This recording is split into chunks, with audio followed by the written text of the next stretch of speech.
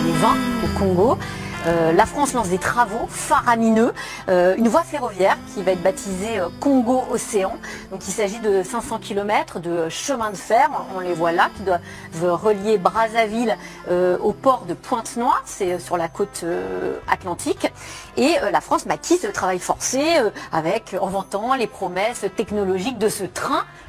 Même pour les populations locales, qui évidemment elles ne pas jamais.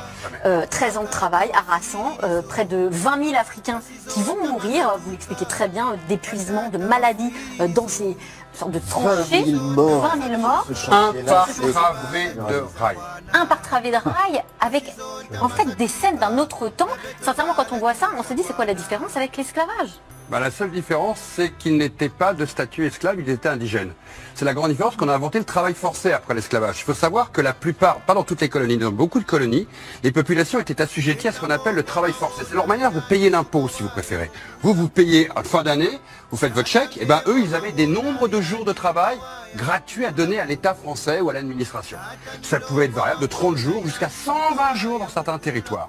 C'était le mode de développement économique. Et d'une certaine manière, on fait une très bonne réflexion, on se demande quelle est la différence. La différence, c'est le discours de la République et de la civilisation. La République libère l'esclave et invente l'indigène. Voilà.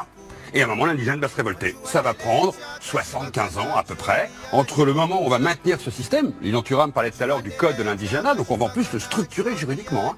Tout ce que je vous dis là n'est pas quelque chose qui était juste coercitif. La loi le disait, le code de l'indigénat le prévoyait, le travail forcé était tout à fait réglementé, on allait chercher les populations dans les villages.